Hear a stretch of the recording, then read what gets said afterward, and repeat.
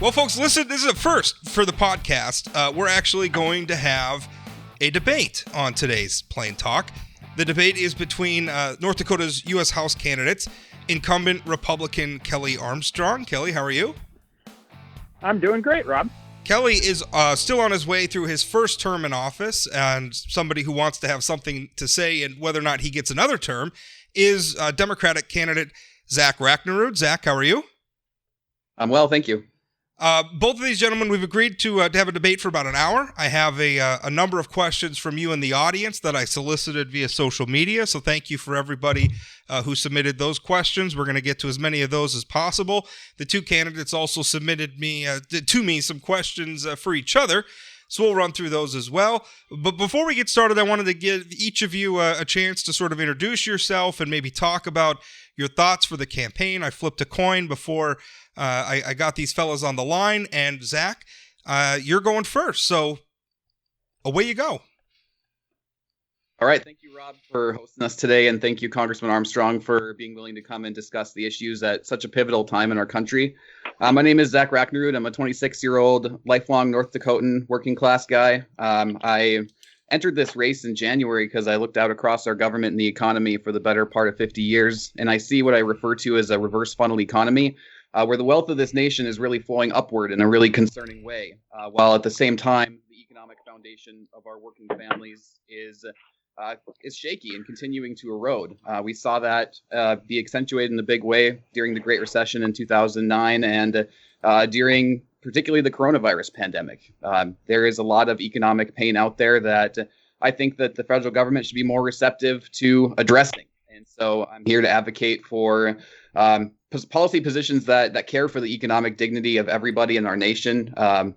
Things like a universal healthcare system, things like investments in childcare, ending the war on drugs that disproportionately disaffects Native American and Black Americans, and particularly in North Dakota too.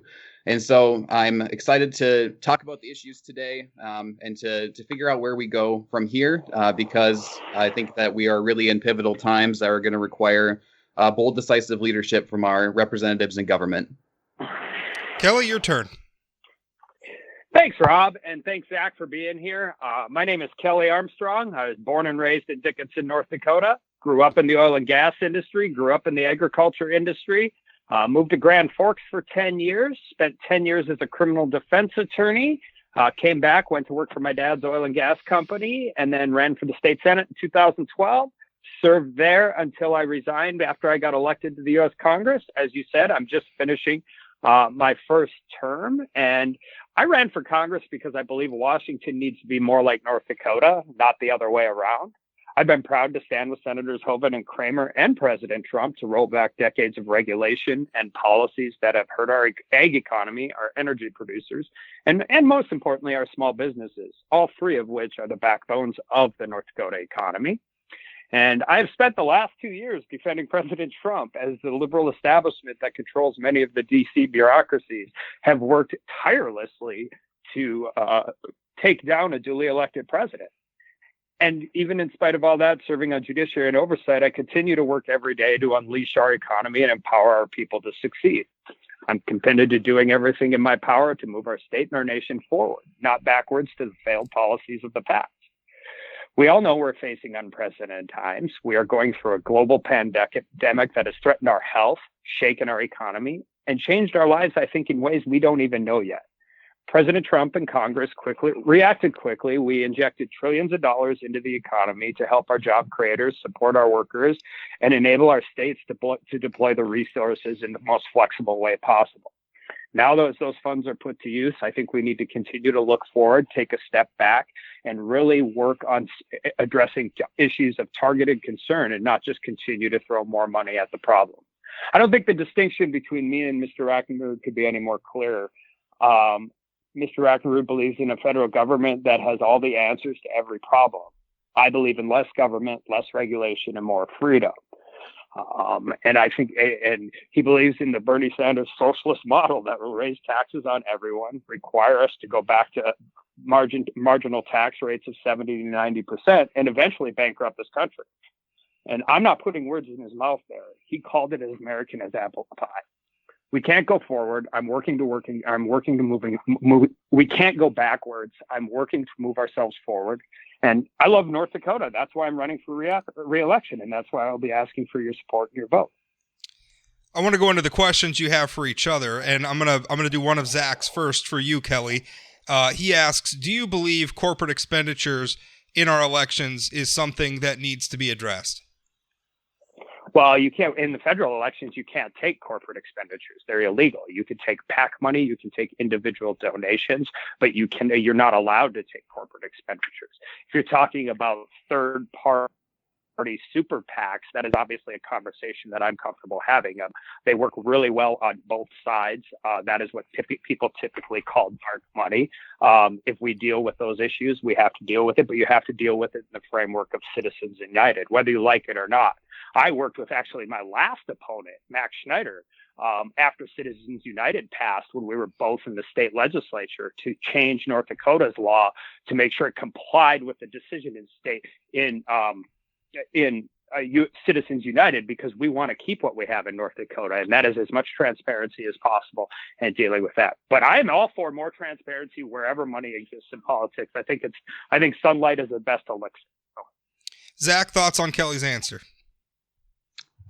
Inadequate in my mind. We look at what the influence of corporate expenditures has done to our government. Yes, it's a bipartisan problem, but that's part of the problem. We look at the undue influence that it has, enabling candidates that agree with the philosophy of big business have a leg up in every election because of the result. It's not hard for certain candidates to understand when independent groups are filling mailboxes and inundating the airwaves with advertisements exactly the kind of representation that they need to get in order to keep those expenditures off the campaign books and run by those third parties. So in my view, we need to have a very fundamental shift in how we finance our elections. And one of my flagship proposals is publicly financing them with an elections dividend to every voting age American, whether it be $20, $50. We can discuss exactly what that would be, but they can use that to contribute to the candidates of their choice, who they feel will best represent them in government, rather than having large corporations have the resources to prop up campaigns that will do their bidding. And I think it's an issue that's tied to so many of the problems that we face in our nation, because the top marginal tax rates in the past weren't mistakes. They taxed excess at the top of the economy. It wasn't that 70% of all of a rich person's income was taxed. It's when you reach a certain threshold that income is taxed at that certain level. And it would enable folks to invest more in areas where it wouldn't be taxed that high, or if they want to keep it for themselves, then yes, we do tax that excess and invest it in the American people, which led to broad economic investments during the golden age of economic expansion. A really important time in our history, in my mind. Zach, you mentioned public financing. That's a good. I'm sorry. Did you have a response, Kelly? Yeah, there's a lot to unpack there, but Sure. I will say public financing of election is a fantastically terrible and un-American idea, because what you mean by publicly financing elections is taking my tax money or your tax money and giving it to people to oppose everything that particular person would stand for. We could talk a long time about third-party super PACs, all of that, but the first thing is you better account for all of them, and that includes unions and public sector unions and corporations and everything. And every proposal I've ever seen, regardless of which side you're on, it bifurcates towards one of those things or the other. Now, the difference on the top marginal tax rate is a pretty interesting question, because first of all, the world is a lot smaller than it's ever been, and you can't have a good job without a good boss. And if you get your top marginal tax rate into those 70 and 90% things, you're going to drive it. There's no secret why all the tech companies exist in the United States. We're the best place for entrepreneurship in the entire world. And the world's a lot smaller place. And we have just started getting countries to start repatriating back to the United States. And you drive up that marginal tax rate for that rate, I can tell you what's going to happen. They're going to leave. Individual tax rates and corporate tax rates are completely separate. We're talking about the income that an individual takes home from the profits, not the business itself. Zach, we've been talking a little bit about public financing, and I want to get into Kelly's first question for you. And also just, I don't know if you've got a mic issue on your end. I've got a little bit, your volume's jumping up and down. So I don't know if you've maybe got a little bit of a loose connection there. Anyway, Kelly's first question for you is this. Zach has proposed free health care, free child care, free school meals for everyone, universal basic income, forgiveness of all student loan debt, expansion of Social Security, and public financing of elections. How does Zach expect to pay for all of that? You cut out, but I think you asked how do you pay for it. Well, if you paid more close attention to the campaign, every single one of those things has a funding mechanism attached directly to it. One thing I'll touch on first is the universal basic income piece. That was in response to the coronavirus pandemic. And when we did the initial shutdown, we should have had a universal basic income or some kind of form of wage guarantee that would have allowed us to ensure the economic foundation of our working people during this time. Instead, now we're in August and we have a third of North Dakotans who can't pay their rent. So yes, I would have advocated for a universal basic income during that time, and we could have paid for it. We could have looked at a value-added tax on luxury goods that would have funded the program and allowed us to really kick this virus in a more strong way than we have.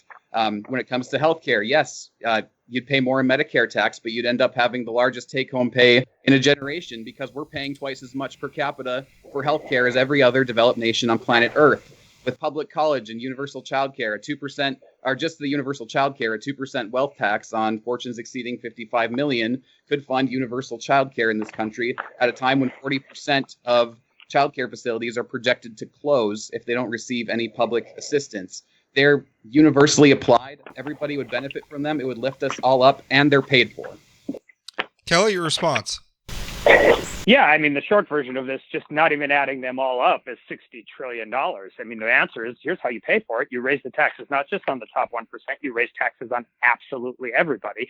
And again, that is a perfect example of why the answer is the federal government cannot be all things to everybody. There's a reason people like Santa Claus. I like Santa Claus. But the reality is that by giving everything free to everybody, it's not free. It has to be paid for, and you're not going to pay for it just on taxing the uber wealthy. That's a great line for a campaign, but it is factually incorrect. And in order to do all of this, you will have to raise taxes on absolutely everybody. And more importantly, for as broken as a lot of these things, you will get worse outcomes when the federal government is involved. And you know how I know that? Because every time the federal government gets involved in these huge programs, the outcomes become worse. And they become worse disproportionately for rural states. Because regardless of your ideology, 90% of the people working on these things in our state's capital have never lived in a place where you grow something or produce something. That Zach completely ignores everything that I said.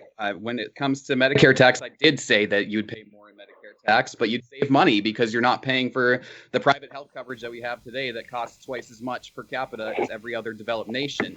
When it comes to public college, public pre-K, and public trade school, it's a financial transactions tax paid primarily, yes, by high-frequency traders on Wall Street.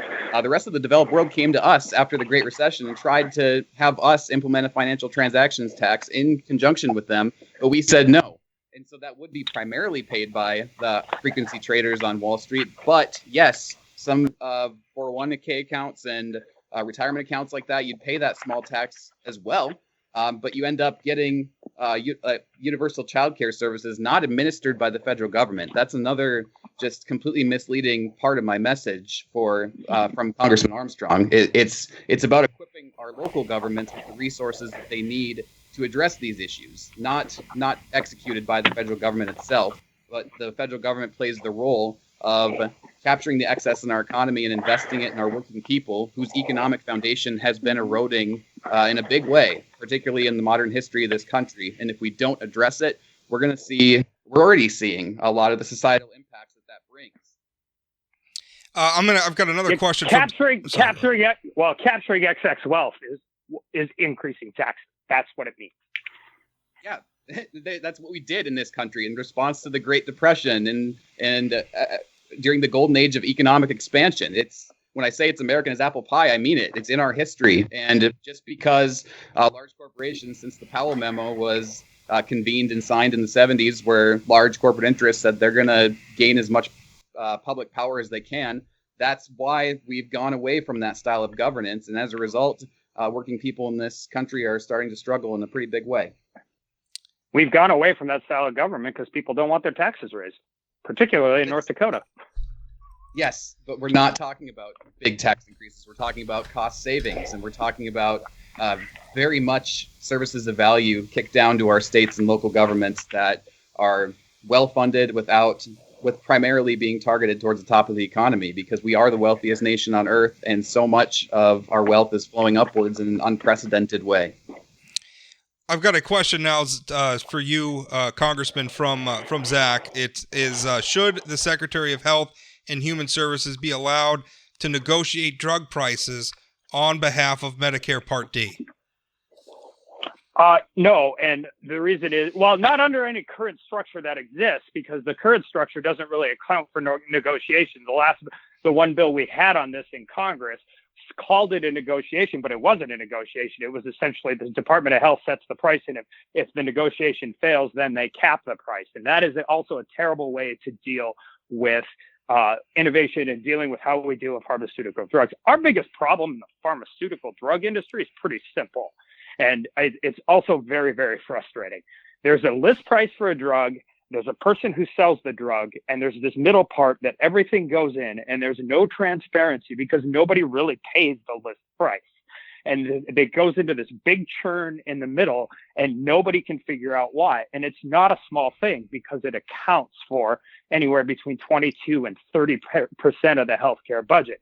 And listen, people get really frustrated when a drug like insulin, which was given away for free, jacks up in prices. But the problem is we need to find a real solution and work towards it. And actually, this is one of two areas where there has been a lot of I'll say three areas, bipartisan support through my first 2 years and working forwards to more transparency in pricing. But the other thing that's really important when you're talking about healthcare, regardless if it's pharmaceuticals or something else, is you have to ensure that the cost saving goes to the patient. And a lot of the proposals out there is cost saving, but it doesn't get transcended to the patient. And that's what's most important about any healthcare reform, regardless of where you're at in the healthcare spectrum. Zach? So with the issue of negotiation, the idea that negotiation stifles innovation is nonsense in my mind. When you look at other developed nations and here in the United States with Medicaid and the VA, that negotiation results in better outcomes and pricing for those folks. And so I think it's incredibly important that the federal government and HHS has the ability to bring these companies to the table and to say, how much of your research was publicly funded? How much did it cost? Figure out exactly where the price needs to be for a return on investment for these companies that are doing a lot of work in that innovation and research, but to bring all the factors into it, because right now taxpayers are kind of double dipping in a sense, where they pay for a significant amount of public research through our research institutions and end up still paying 10 times as much as other developed nations. This isn't even close. But you talk about insulin. If I drive 53 miles up to the Canadian border, it would be 1/10 the price in many cases. And that is a life-saving drug, one that people need to stay alive.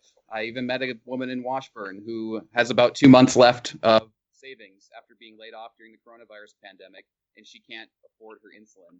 Those things break my heart, and we need to take responsible action, and negotiation is that responsible action, because right now, as much as Congressman Armstrong says that the federal government setting the price would be bad, right now it's the opposite, where the corporations get to set the price unilaterally.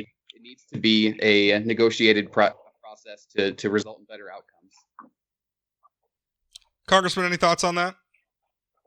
Well, I mean, yeah, the point is how does the bill actually end up working forward? And there are actually bipartisan bills in both chambers that are addressing these issues. But you have to get through. I mean, the number one issue on this, and by the way, it shouldn't be a different price when you're on private and then turn 65 and immediately your copay goes through the roof. That's horrible. That's terrible. That shouldn't happen. But the question is how do we get to those solutions in a way that actually is true negotiation, and not any proposal I have seen that has been before Congress is not true negotiation. It's just not. Zach, Congressman Armstrong has a question for you. It is, please explain how the lake bed minerals legislation, that would be Senate Bill 2134 from 2017, helped big oil companies. I think we have to know the specifics exactly to be able to dig into that. But the crux of the issue is that we're talking about shifting mineral rights from a pre-dam construction area to now areas where the river doesn't even exist in today's world. And so while we don't have the exact answers today, there's continuing litigation on the issue, figuring out exactly the stakeholders in that decision and who benefited the most. But when I, as a casual observer, look into the issue of this back before I even ran, it really just showed a picture to me that the priorities of even state governments sometimes are dictated by those interests. And so while there's not exact proof at this time, if we look into those records, I'm very suspicious that we're going to find that large oil companies were the primary beneficiary of the legislation. Congressman? Yeah, I think this is a perfect example of you shouldn't criticize something about something you know absolutely nothing about. This started with me and a mineral rights owner in Watford City. So this is dealing with lakebed mineral issues that were stolen by the state of North Dakota that private mineral owners have owned forever. Just be clear how this works. An oil company drills a well, they keep 80%, they pay 20% to somebody. That is called a royalty. That royalty, oil companies do not care who they pay it to. They don't care if they pay it to the state of North Dakota or to a landowner. They're paying that 20% regardless of who's getting it. That money has been held in suspense. The 80%, regardless of everything else going on, has already been paid to the oil companies. This was a bill to get private mineral owners, farmers and ranchers in western North Dakota to give them back the property they had stolen from them from the state. I hope to have a long career in public service. I will never be more proud of a piece of legislation than I am of this, because I got private mineral owners, private farmers, private ranchers who've been trying to scratch a living out of this dirt in western North Dakota, their property back. Any further comments, Zach? No, I would say that I think Congressman Armstrong, if he's through and all that, then that's fine. I would say that we face a lot of crises today, and that while the issue may be important right now, I think that there's a lot of urgency that we need to be focused on the economic bedrock of our people, because these struggles that we see in this reverse funnel economy have been going on for quite some time. Well, in the meantime, we've been told that the economy is booming, the economy is thriving, and that's just not the case. I look out and I see a government reactive to the very real economic needs that North Dakotans are facing, that people across the country are facing, as we continue to have this downward trajectory of the standard of living of working people in our middle class. Yeah, I think if you're a farmer in Watford City who had your minerals stolen and now you got them back, you think that's a real problem and a real solution that's happened in the last 2 months. So we're going to move on. I'm going to move on now to questions from readers. Now, I solicited these from my my Twitter feeds and my Facebook feeds, and I got quite a few of them. And since I asked the last question of Zach, we'll start with Kelly and then give Zach a chance to answer as well. Reader asks, please ask what they could do if Democrats win in November and shut down fracking as they promised to do to protect the North Dakota oil and gas industry, which is so vital to our overall North Dakota economy. Well, I think the simple answer is figure out a way to restart the 7,000 plus wells that are shut in right now due to worldwide economic depression in oil prices, because regardless of what happens on bans with that, you can still restart those wells. But the other answer is we better figure out a way, whether it's in court, through legislation, through the state, and through the federal government, to protect our way of life. And this just isn't a Watford City, Williston, Dickinson issue. This is a state of North Dakota issue. Depending on how you do the calculation, oil tax revenue accounts for 60 to 72% of the state budget. anybody cares about schools, anybody cares about flood protection, anybody cares about infrastructure, cares about the oil and gas industry in North Dakota.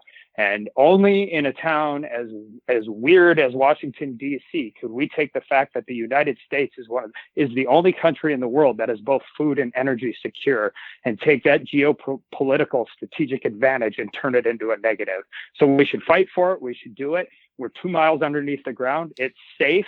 It's the problems that are associated with it are not backed in science, particularly not in North Dakota, and it's a reasonable and responsible way to produce our resources.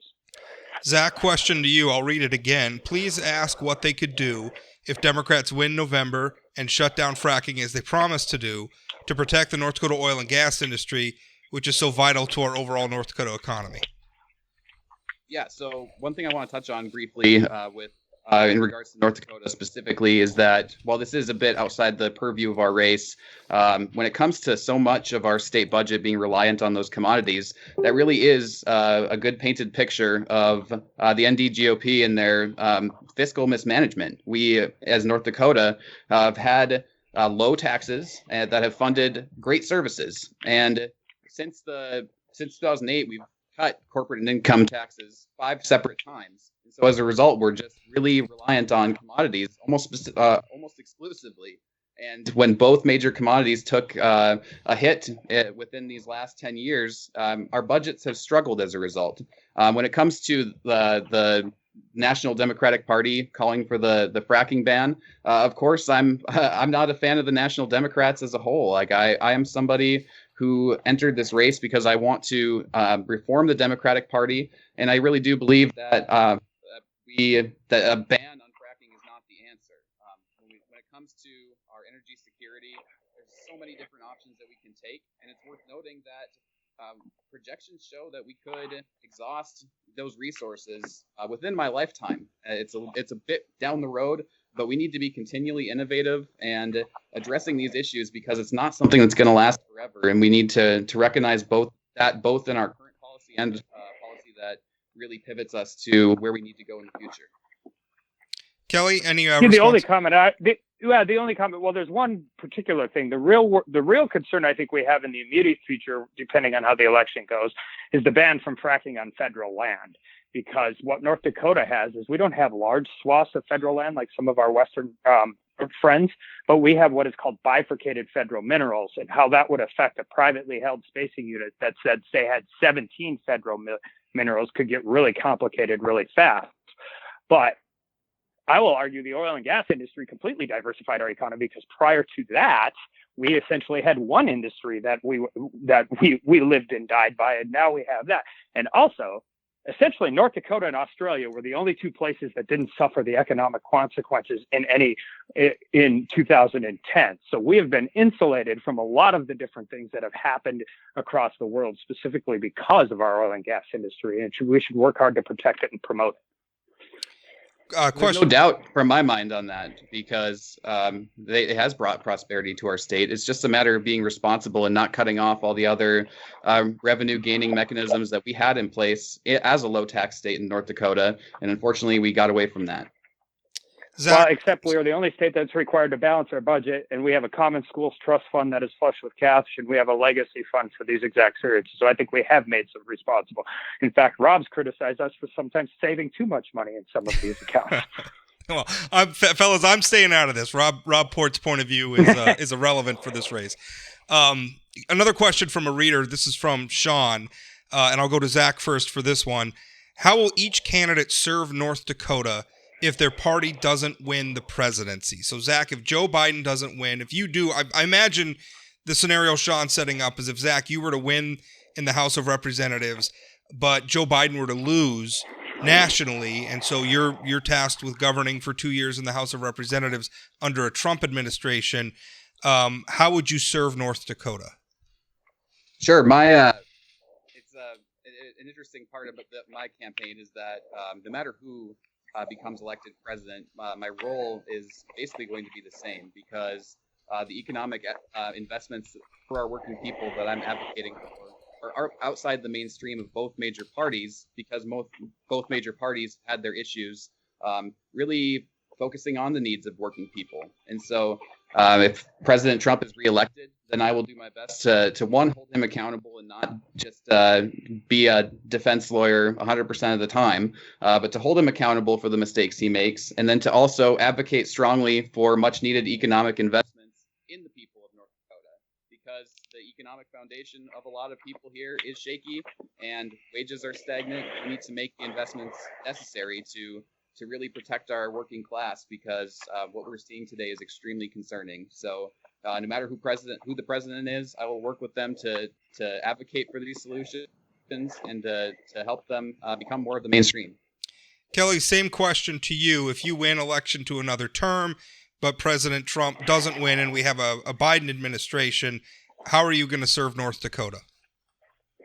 Yeah, I'll continue to do the same thing I've always done. I was proud to be one of the most conservative members in the state Senate, but I was also proud to co-sponsor more bills with Democrats than any other senator.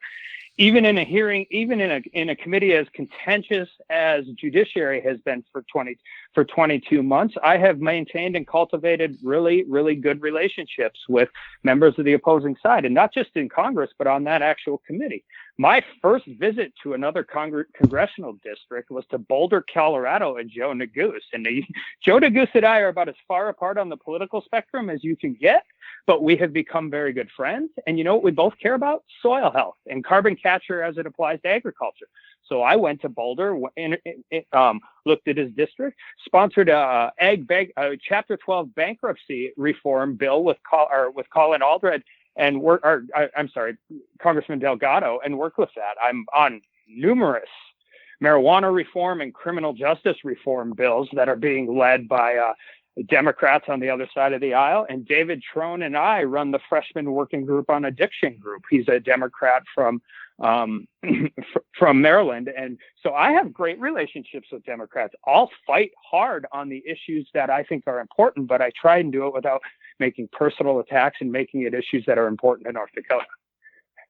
Well, Congressman, I'd suggest for your next term, if you are fortunate enough to be reelected, is stop lambasting the entirety of Democrats. That's one of the biggest pieces of feedback I've gotten from folks, is that you just vilify the term Democrats. And while there aren't as many people in North Dakota who would self-identify as a Democrat, that kind of language is just really not acceptable in my mind. I would, if you have those good relationships with your colleagues, then make it consistent with your messaging. You will be happy to know I have plenty of friends, not even in North Dakota, not even in Congress, that are Democrats. So, all right, we'll move on. Jason has a question. When is D.C., referring to Washington, D.C., when is D.C. going to be held to the same work standard as the rest of us? When will Capitol Hill restrict itself from leaving for recess when critical business is unfinished? And Kelly, you're the incumbent, so let's start with you on that one. Yeah, I don't think we should have left ever, and I don't think we should be able to vote by proxy. I think we should be there and should continue to get this. We run out of government funding again at the end of September. I think it's insane that we're not there doing the work right now. But I would just tell you from my side, there's not a day I don't work a full day's work. So when I'm back, if they're not going to have us there, I'm going to be out doing what I do, meeting with people across the state and doing those things. But I mean, this is just the reality. The Senate and the House are different. Each individual senator has significantly more procedural power than any member of the House. And as a member of the minority in Congress, I am only allowed to participate in what I'm invited to. There is no bipartisanship to setting these meetings up. It is up to the speaker to decide what our schedule is. So we deal with what we do. But the answer is one, I think if you have a good congressman or a good congresswoman, regardless of where they're at in the country, just because they're not there doesn't mean they're not working. And two, we should be there. Zach, thoughts on that? So when it comes to especially this latest situation we have across the country where mail service is being delayed in a very concerning way, people's medications are being delivered late with a service that, while it has had financial challenges, the USPS has operated efficiently for decades, and it's been able to maintain those standards. And all of a sudden, when we're getting close to an election, we're seeing actions that have resulted in those services becoming constrained and for late deliveries to be all too common. And in that situation, it's just really important for a state like North Dakota that relies on the USPS so strongly, representative to be bold, decisive, out there advocating strongly for the issues. That's one of my biggest points of feedback for Congressman Armstrong, is that through his first term, that communication and that really transparency on exactly, if you're working all the time, what are you working on? Talk with us, have those meetings, rather than just a meeting with the mayor, or meeting with business owners. Meet with the community, tell them what you're doing consistently, tell them exactly what you're working on to help better their lives, because we've been through a global pandemic, the unjust murder of George Floyd, and through it all, it's just hardly anything from your office. And whether you're doing things behind the scenes, that's one thing. I would definitely believe that you are. But North Dakota deserves a representative who's open, transparent, consistently receiving that community feedback, and that's the representation that I would bring to them. Kelly, your response. Yeah, I'll push back. That's just patently untrue. All of that, 100%. I still have the same cell phone number as when I was practicing criminal defense. We respond to everybody as much as we can. What I don't do is issue press releases that media reads and nobody else reads them. We do what we can to do this. And I hope at some point in time we can talk about the Postal Service, because everything that is being said, was just said, is actually not accurate. And I serve on the committee of jurisdiction on the Postal Service.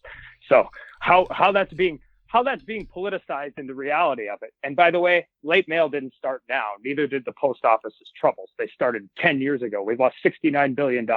In 2018, there was a 46% increase in mail disruption. And our last hearing in oversight was in April of 2019. I know this because I don't agree with all my Republican colleagues, and I am one of the people advocating for postal reform because I need it to happen in towns like Regent, in towns like Mott, in towns like Ray, North Dakota. But instead of doing this, only in the world, if you want an encapsulation of what the Democratic majority's governing has looked like in the U.S.House, I'll give it to you this way. Chairman Maloney is the chair of the Committee of Jurisdiction on the Postal Service. We have known for years, way before I got here, that there are significant systemic problems that are broken. Again, we have not had a hearing there since April of 2019. She's the chair of the committee. She's introducing a bill. We are going to vote on it on Saturday morning, and then we're going to have a hearing in her committee on the issue on Monday. Now, the second part to this is they are injecting $25 billion in cash to the Postal Service.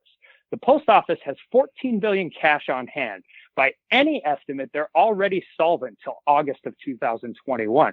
So not only are we doing things completely out of order without a hearing, we are giving them money that they actually don't need. They haven't even touched the $10 billion that we've allocated for them in the first CARES package. So if there's ever been an issue that I care a lot about, and I think North Dakotans care about, that is being absolutely demagogued and politicized, I don't know if you can find a better one. It's actually, we had a question from, we segued into it anyway, but we did have a question from a reader, from Zelda, saying, let's talk about the inaction of saving the USPS. North Dakota is probably more dependent than most on its services. And I think that's probably true, that a lot of small communities, their local post office and the services it provides are very important. Zach, there is a lot of hot talk going on right now that there's political manipulation of the Postal Service. A lot of states are going to be voting by mail, including North Dakota be doing a lot more voting by mail than previously because of the pandemic. What's your position on that? I mean, this seems like a very, very political hot button issue. So I look at the leadership that has been appointed to the USPS with Postmaster General DeJoy, who has significant financial holdings in the competitors of the USPS, is in that position pretty clearly to me because he's a mega donor for the GOP and the Trump campaign. And you look at his leadership and all the executive turnover that just happened in the last month or so, those things are tied to the issues that we're seeing. There's documented reports all across the country of mailboxes being ripped out of their location, of mailboxes being locked, and these service issues are cropping up all over the country. So while the USPS has been imperfect, it's clear to me that a lot of the recent issues that we're seeing appear to be manufactured in a way and deserve to have that accountability. And just an hour before we got on to this podcast, DeJoy released a statement saying that after being called to testify in Congress, he says that he will ensure that no further changes are made. So obviously some changes have been made, and we need to figure out exactly what they were, what their motivation was, and get to the bottom of it, because the USPS is vital for North Dakota. And I promise you, if Joe Biden elects terrible leadership to these positions, I am not going to be even hesitant to call it out. Kelly. Yeah, so I think this is where we fundamentally deal with the political rhetoric. And what's been most disappointing for me is members of my own committee from the other side of the aisle have said this, because the last Postmaster General was appointed in 2015. She didn't resign until June. A lot of these policies were moving forward, and she had the distinct advantage of, Chairman Elijah Cummings and Representative Mark Meadows don't agree on much, but they were working really hard on postal reform. Senator Heitkamp and I don't agree on much, but we both agree on significant, robust postal reform. But she had the innate ability to absolutely anger everybody from all stretches of the imagination in Congress about how she handled all of this. And again, I got here in January of 2018. I knew this was a crisis issue way before then. And by the way, you know who else knows? Chairman Maloney, because prior to the new Postal Service's appointment, she had a primary in June. You know when she got declared officially the winner? 2 weeks ago. And you know why? Because New York's election laws do not account for the increased capacity that has come with more mail-in voting. In Michigan, you can request a ballot on October 30th. And in that time, you have to send it out to somebody, they have to fill it out, and they have to mail it back by November 3rd. My question is, knowing full well that the capacity for vote by mail and that it's going to increase substantially in every jurisdiction in the country, why aren't state election officials taking steps to deal with this? Because the one thing the post office cannot do is mail something to you until they get a request for it.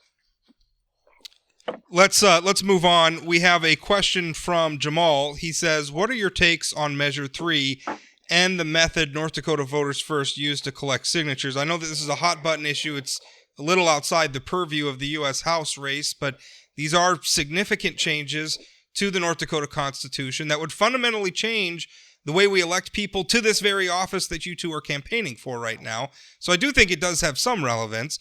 And Zach, we'll let you go first. Sure.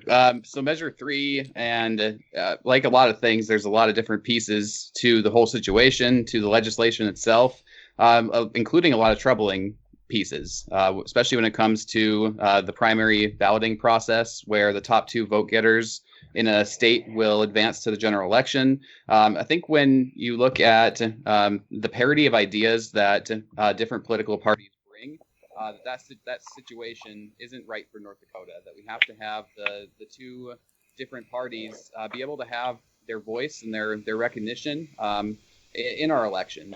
And when it comes to the process of collecting signatures and the influence of outside money, that's definitely something that's concerning and something that we should look to address, because we don't want to have large independent groups influencing our elections in North Dakota in that way, especially when you hear reports of deceptive language used to solicit signatures. All those things should be under consideration when we're talking about this issue.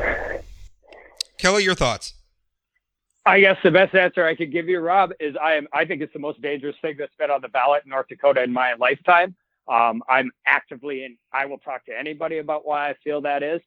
The reason is because I've been elected to represent North Dakota. I love this place, and it will fundamentally alter the way we conduct elections. And anybody who's interested in my thoughts on it can find it in lots of different places. But I think it's absolutely terrible. And I think that it is, people have realized that North Dakota is a cheap date. It's cheaper to change our Constitution than it is to run TV commercials in San Francisco for a weekend. And eventually we're going to have to address that, so North Dakotans are determining North Dakota's future and not outside special interest groups. Zach, just to clear, because I knew you were pretty critical of Measure 3, and I just want to make it absolutely crystal clear to people listening to this. Would you vote for Measure 3 or not vote for it, or have you made up your mind yet? I haven't made up, but I need to do more digging exactly into the specifics before I make that determination. But right now, Congressman Armstrong and I are actually in some agreement here that, from what I've seen, there's a lot of troubling aspects to it, and we need to dig further for sure. I want to move on. This is from, and this is Adam Martin, and I'm using Adam's full name because he's a well-known activist in our region on criminal justice reform. He founded the F5 Project. Adam's very well known. He asks, I'm interested in hearing them talk about criminal justice reform. I'm interested because I know what Kelly is doing in Washington with it. I'd love to hear what the other guy even knows about it. So that's what Adam wrote. So Zach, here's your opportunity. Criminal justice reform. Where are you at? So with criminal justice reform, there's a lot of really deep systemic issues in our country, and one of my biggest priorities is really tackling the way that we handle drug issues in this country.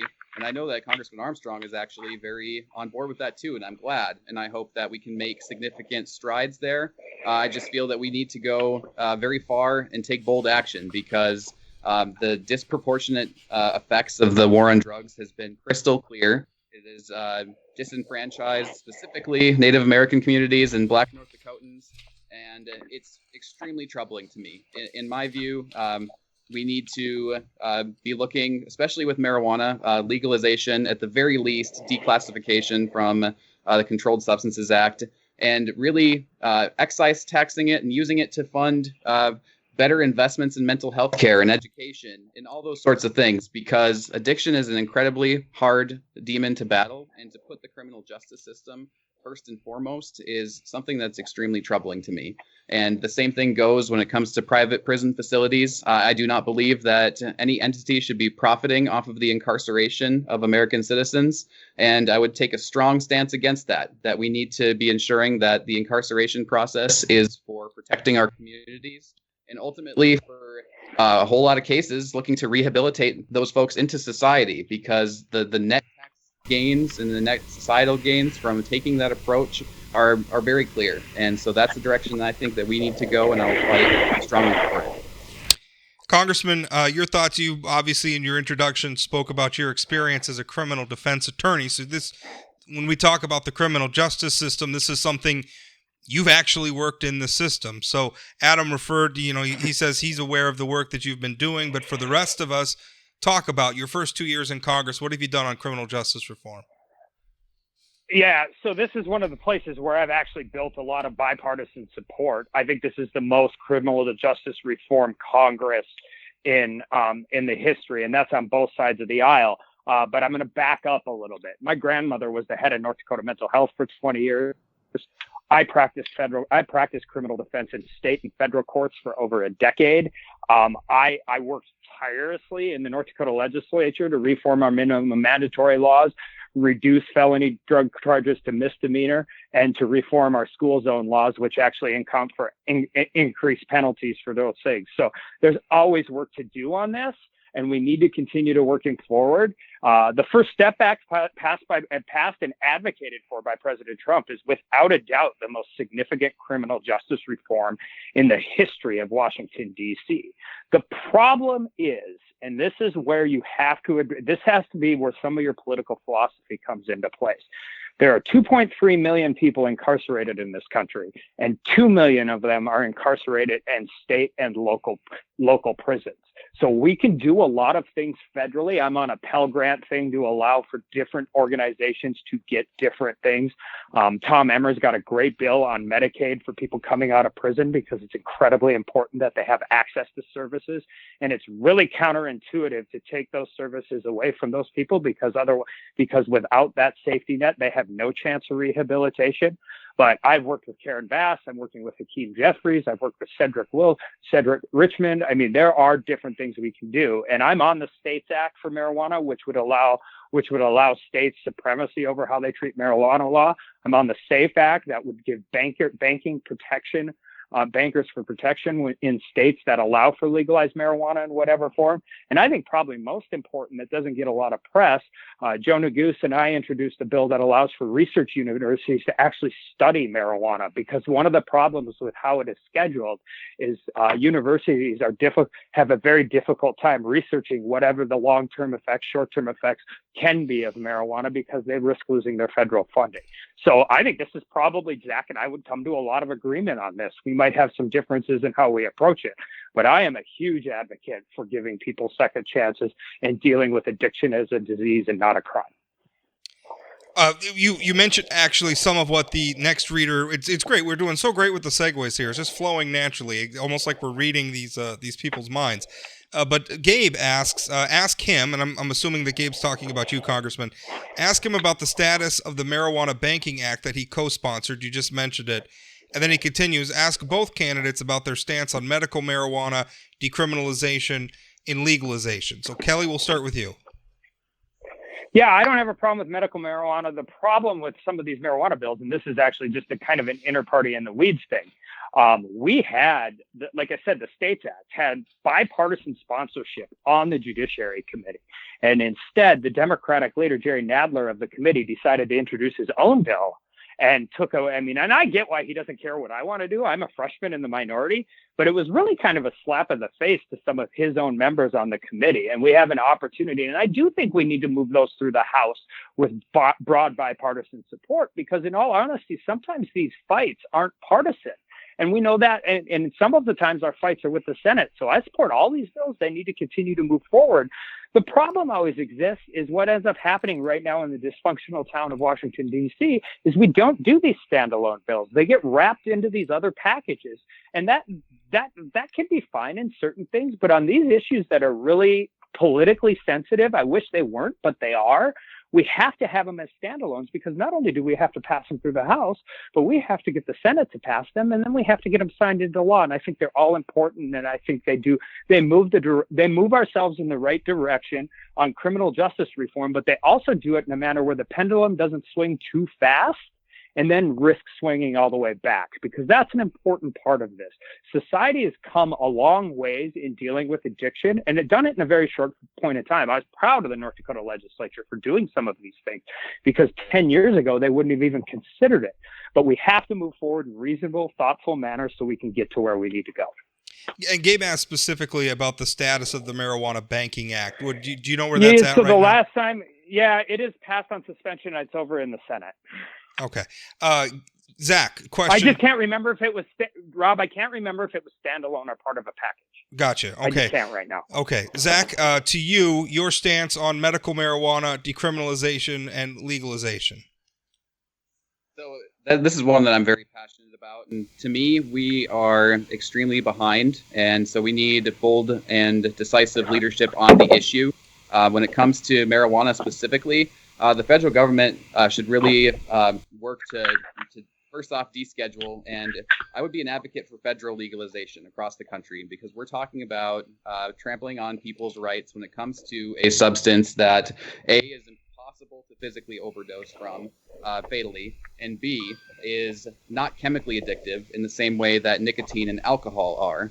And so when it comes to such an urgent issue that in this nation, the motivations for making marijuana illegal in the first place were extremely racially motivated, and the entire war on drugs has been referred to as the new Jim Crow in that sense, because it is that disproportionate in how it treats Black North Dakotans, Native American communities. It is a crisis that we need to address with urgency. And so while I'll be happy about any steps that can be taken, I think we need leaders in Washington, D.C. that are bold and will speak to it with fervor, because it is that important of an issue. Zach, what would I think I'd agree with it. Just a sec. I would agree with him on delisting it as a Schedule I narcotic, mostly because ostriching is not good federal policy, and I've been adamant about that. Where I disagree is I don't think federal legalization is the way. I think that's a 10th Amendment issue, and I think most criminal justice is better served at the state and local level, and I don't think we should change that. It would be a very unique way of interacting with federal policy regarding law enforcement. But we've done a good job in North Dakota. We've decriminalized small amounts. We've had pretty significant marijuana reform. Do I think it's all gone far enough? No, but it's awesome to see us moving in the right direction. Zach, I'm going to ask you both this. We'll start with Zach. If you were in charge, because legalization, decriminalization, those terms can encompass a pretty wide span of policies. If you were in charge of marijuana policy today for the average adult, what would it look like if they wanted to buy some marijuana? How would they do it? I think it's important that we have strong regulations in place when it comes to its sale. You have to have child-proof packaging, especially for edible product. You'd have to look, and Congressman Armstrong is right that some of these issues are local, but encouraging those municipalities to update laws in the books as far as unsealed marijuana in a vehicle to make sure that is something that isn't acceptable, because impaired driving is a concern, absolutely. And so having those regulations in place and having the excise tax of purchase to be able to address those things is absolutely important. So in my view, it's something that we have to tackle with urgency. Kelly, same question. Yeah, the more we, what does it look like? The more we defelonize it and the decriminalization of it, the more I support both of those things. I think the question about legalization really comes down to where's your community buy-in on that, and what are the time, place, and manner restrictions? There are a lot. So the answer is, I think in some ways it depends on where you live, and that I don't just mean North Dakota versus Denver. I mean Fargo versus Bowman. You're going to do it at the state level, but I think in order for this to be effective, we need to continue to allow the local jurisdictions to make those decisions. But the more we decriminalize it, and particularly the more we defelonize it, the better off we'll be. And more importantly, that will have a disproportionate positive impact to minority defendants. I'm sorry. On that issue is really the enforcement when it comes to, if you have some states that are legal and some states that aren't, we're really leaving a bedrock foundation for black market actors to really push that product. And that's why, in my view, it's got to be a federal issue. Obviously, with alcohol prohibition, it took an amendment to the Constitution, but we need to find a way to address this issue at the national level, because we're talking about individual liberty in this sense, and also just violations of people's rights when it comes to using this substance and being punished for it. It's just so broken in my mind that we need to address it very urgently and swiftly. The problem is we were doing so well on agreeing. The problem is that's a sliding scale, and then the question is, what about the other drugs and all of that? And I think we probably are similar in our views on marijuana. I think our big difference is how we view federalism in this regard. While we're on the topic of criminal justice stuff, Marcus asks, where do they stand on civil asset forfeiture? Kelly, your thoughts? This is easy for me because I've dealt with it at the federal level. It's absolutely draconian.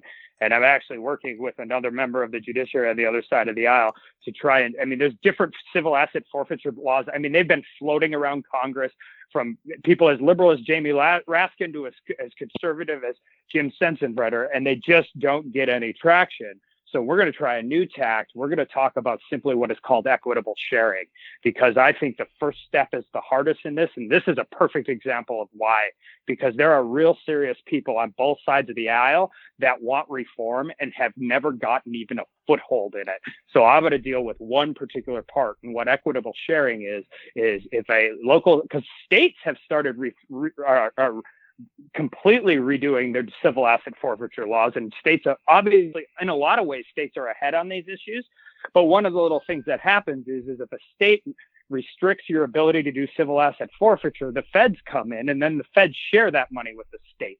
And that's called equitable sharing. So I think a very good first step to see where we're at and how we deal with it is just to get rid of equitable sharing.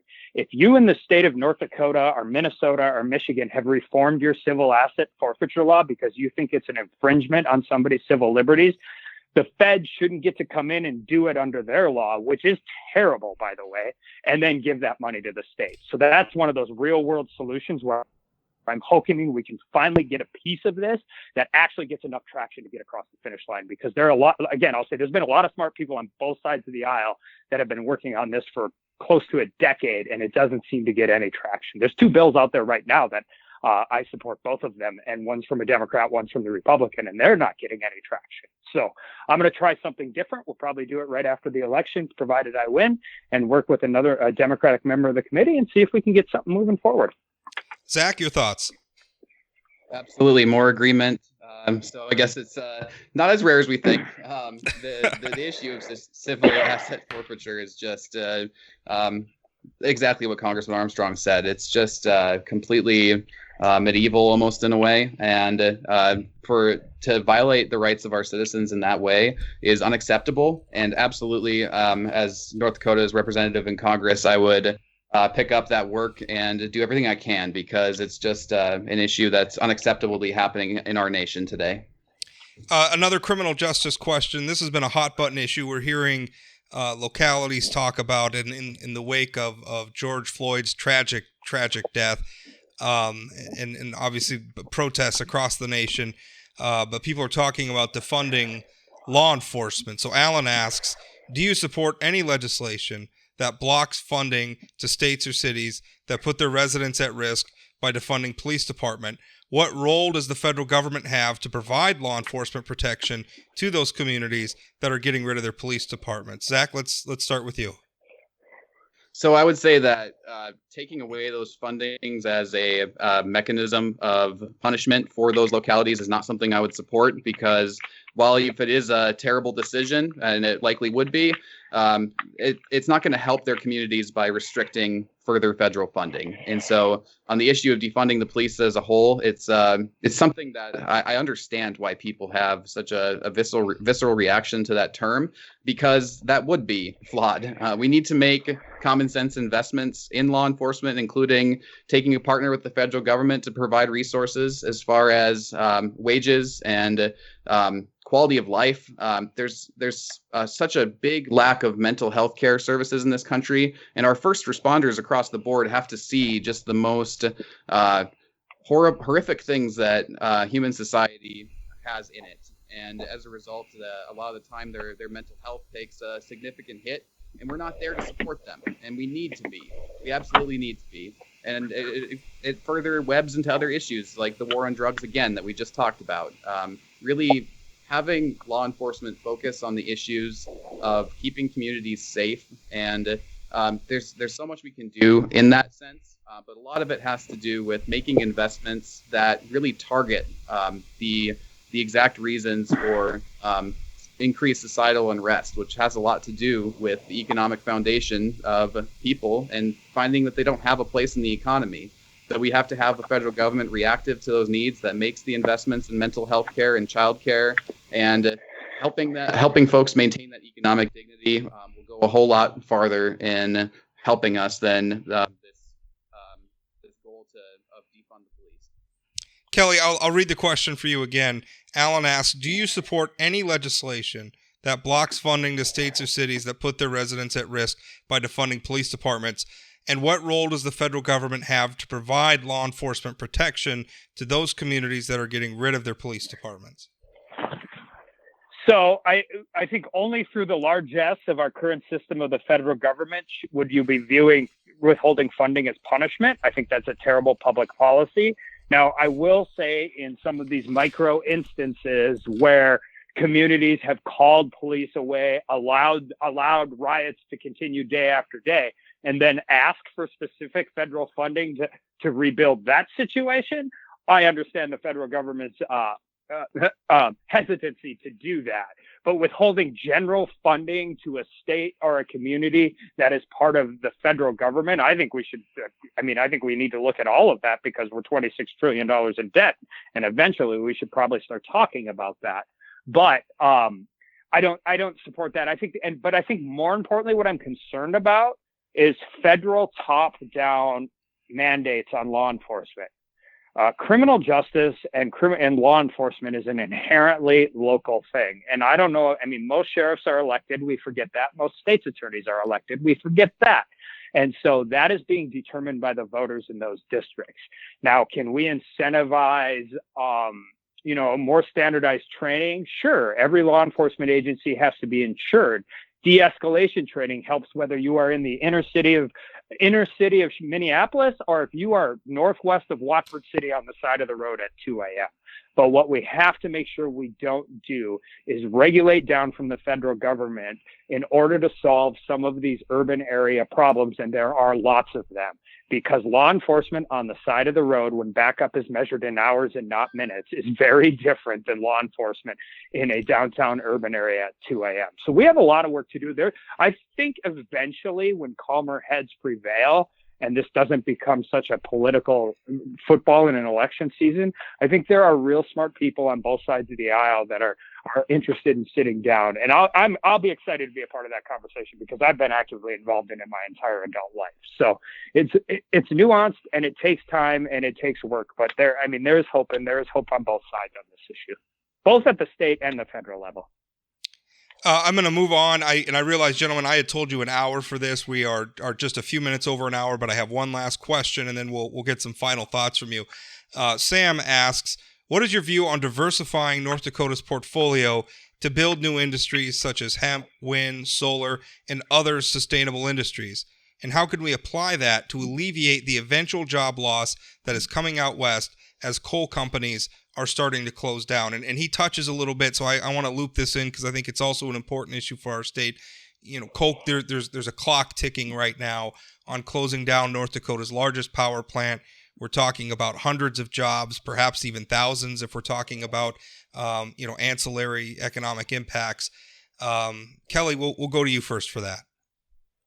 Well, first, I think when you're talking about coal and oil and gas and those energy jobs, there's nothing that replaces that. I mean, diversifying our economy is great, and it is, and we've done a good job in the tech sector, and not just in Fargo either. Killdeer Mountain Manufacturing's in Dickinson. There's companies in Jamestown. We have the drone park between Grand Forks and the Grand Forks Air Force Base.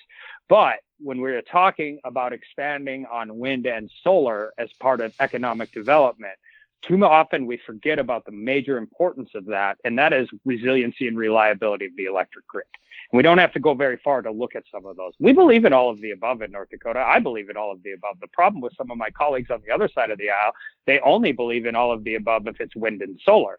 And first of all, from an economic standpoint, they don't replace those jobs, not over the long term. That is just not accurate. The jobs to deal with that. But secondly, and more importantly, they're not baseload power. They were never intended to be baseload power. Under current technology, there is no way to store that power. This isn't an intellectual exercise in February when the temperature is 20 below and the wind's blowing harder than 25 miles an hour. Because you know what doesn't happen then? Windmills don't turn. And the other reality is this is the perfect example of how united we are so willing for political opportunists to what I call outsource our guilt. 1% of the fleet on the roads right now are electric vehicles. If you move that up to 10%, the amount of lithium and rare earth metals you are going to need across this entire to power that fleet goes through the roof. We don't produce a single one of those there. Lithium comes primarily from Southeast Asia, and it is incredibly toxic and polluted to do it. Cobalt comes primarily from the Democratic Republic of the Congo, and it's mined by 7-year-old slaves. We don't have the resources, and nobody has really. I've asked this question to everybody I can get in front of us on the Climate Crisis Committee and on the subcommittee on the environment. I had a very long conversation with former Secretary of State, former Senator Kerry on this question, and we had a good conversation. It's not one of those things that makes whatever news bit, but I think even he would agree. We had a great back and forth on it. But I was really disheartened that they keep brushing this off because one Tesla battery takes 7 pounds of lithium. The amount of these materials we need to adequately transfer is fascinating, and nobody will answer the question to me about where we plan on getting them. The reality is, as we transition, North Dakota oil producers, North Dakota farmers want clean air, they want clean water. But any talk as we transition to 21st century energy that doesn't involve nuclear, small-scale nuclear and natural gas is not being honest with people, and it's doing it for political rhetoric and not for the actual policies that are going to drive our economy in the 21st century. Zach, your thoughts? With North Dakota diversification, one really sticking point for me would be capturing of the natural gas that we flare out west. And the problem with that is you need transportation infrastructure. And so we should be capturing more of that natural gas in order to heat our homes, in order to generate electricity, particularly given the crises we face. And so I would love, as a representative of North Dakota, to advocate for partnership with the federal government on resources to build that out and to allow us to utilize that natural resource of ours. Hemp is another big one that I don't want to, but I mean, obviously one of the ways to capture that is to build pipelines, whether gas pipelines, oil pipelines. Would you work with the federal government to make it easier to build pipelines? In this case, yes. When it came to the DAPL issue, that was, in my mind, a bipartisan failure of leadership. President Obama was in office when all of that was going on, and what we really should have done is brought both stakeholders to the table in that situation and figured out how to use that leadership to figure out the situation and to resolve it.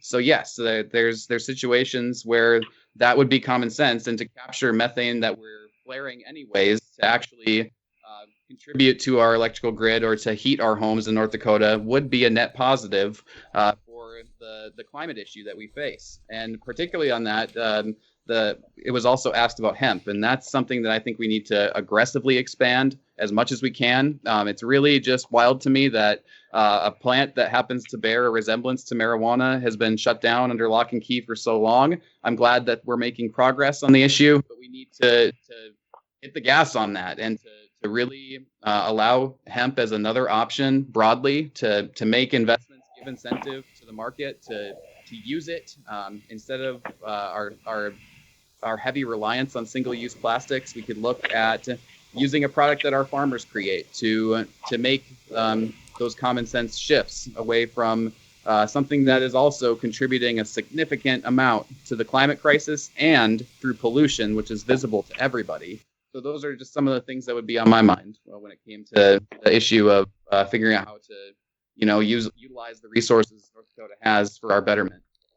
Kelly, if you have any thoughts on that, and then also any closing thoughts. I mean, go ahead.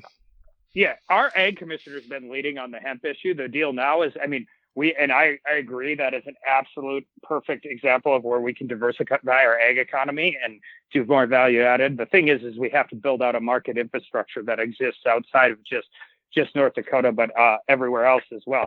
The problem with the pipelines is pretty simple. The plaintiffs in all of these cases, what the environmental advocates, I will use that word, have figured out is producing states have too much control over production. So what they have determined is to go after the distribution. And the plaintiffs in these cases all over the country are different, but the plaintiffs' lawyers are the same. And they're getting more sophisticated on it. And when you increase federal regulation to the point of being unburdensome, you do two things. It takes incredible amount of time to get that infrastructure in place, and it creates a petri dish for litigation. So President Trump just rolled back the NEPA rulings. It's not going to make a single thing less safe, but it's going to take EISs down to being done within what I call an unreasonable amount of time, and it's going to shorten them from 450 pages to 200 pages. But it doesn't matter if it's the state of Washington that's banning oil trains, or the state of New York banning a pipeline from Pennsylvania, or just massive nuisance lawsuits that shut down a pipeline in Virginia, either Dominion or Duke. DAPL, Keystone XL. We continue to have these fights, and we better do a better job of dealing with this. This is particularly important for a state like North Dakota that produces things and is in the geographic center of North America, and we need to be able to get our products to market. And it doesn't particularly matter which one it is, because one thing I've learned about this long before I've been in politics, whatever your particular source of exportation is, whether it's production, agriculture, or anything, they're coming for that next. And that is how it works, and we have to defend that. And that's an easy segue into my closing. I said this in my first campaign, and unfortunately, it's more true today now than ever. At no point in time have we had more information at the touch of our fingertips than we do right now. The phone in my pocket is 10,000 times better than the first computer I had, which may date me a little bit.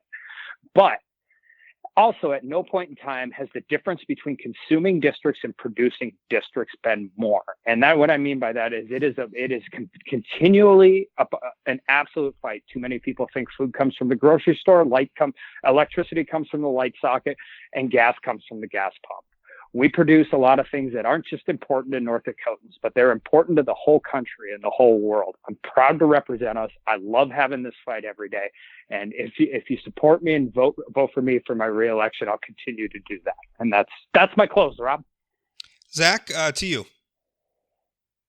So today we haven't had as much of a chance to talk about really what the crux of this campaign is, and it's given the economic situation that we see today, which is on par, if not worse, than many metrics of even the Great Depression. We need bold and decisive leadership that's ready to take the mantle for the working class and to encourage and advocate for much-needed economic investments that are common sense.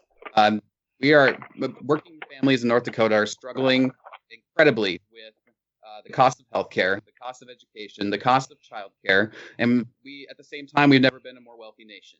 It is clear to me that we need to be making the investments in our local communities that allow them to thrive and allow the bedrock of our working and middle class to be shored up again, like we have been in the past. And it's going to take a federal government that's actually reactive to their needs, rather than being reactive to the needs of the donor class in Washington, D.C., which has been all too real these last 50 years. So I'm excited to continue to advocate for these much needed economic investments, and I hope I can earn your support in November. My website is zachfornorthdakota.com if you want more information. And thank you, Congressman Armstrong, again for being willing to come debate the issues, and it's just really important times that we're in.